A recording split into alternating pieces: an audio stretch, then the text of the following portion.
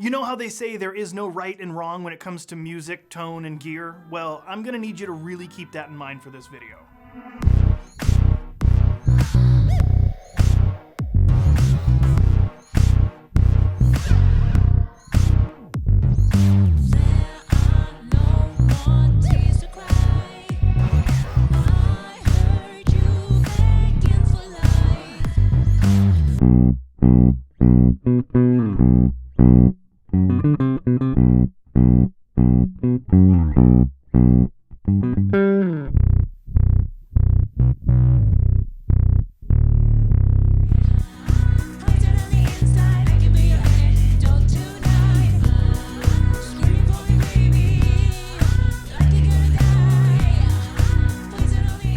Some of you are probably familiar with a Piccolo bass, which is tuned EADG, but an octave up from normal bass tuning.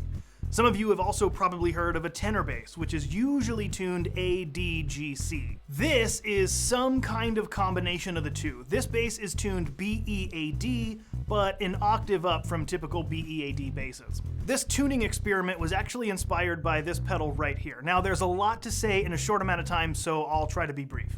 First, just know that all of our demo videos are usually a product of reamping. All of the tones are first recorded direct, saved and cataloged for future use, then the most appropriate ones are reamped into the product we're showcasing.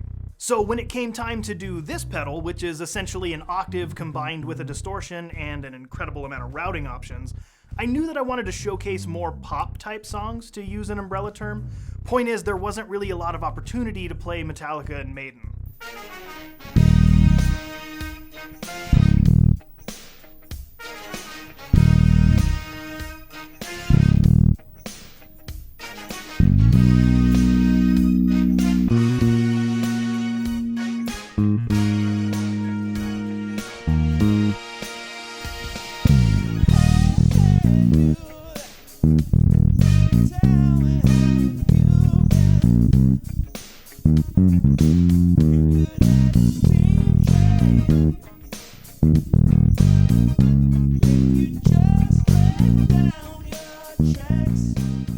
The problem arose when reamping those songs because most of them are heavy on the low E and the low B strings, and it was just not sounding good through the octave circuit, at least to my ears, which, by the way, leads me to a side tangent. We've done a handful of octave and synth type pedals in the past, and the most common question is, how do they track on the lower strings like E and B? And honestly, most of the time it's bad, but even on the ones that track well, like this one here, it doesn't matter to me because to my ear it always sounds bad regardless of how well it tracks.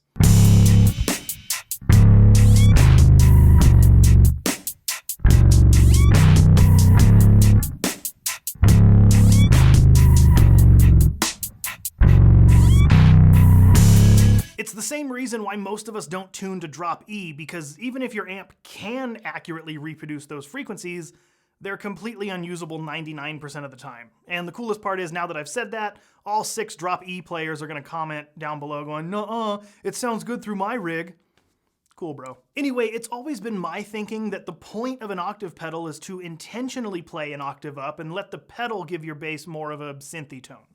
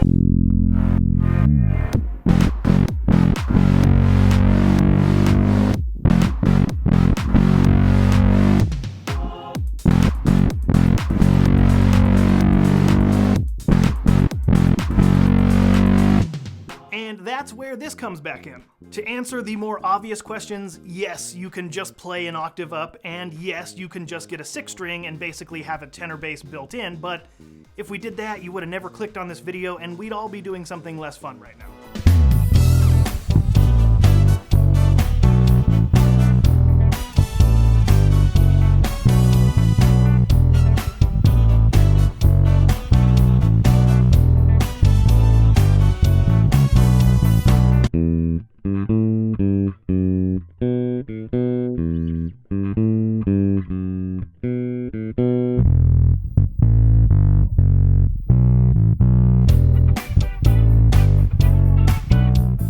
Tuning an octave up, whether it's BEAD or standard EADG Piccolo tuning, is not only a good way to keep your fretting positions the same, but it also locks you into using an octave pedal all the time, which I guess could be good if you need that tone all the time, but I did it because some of the songs I wanted to showcase had open strings mixed with fretting positions that were a little tough for me to pull off playing an octave up. Now maybe a better player could have done it. I'm not that guy, so here we are. So this bass currently features the top 3 strings of an Elixir nickel set, the 85, the 65, and the 45.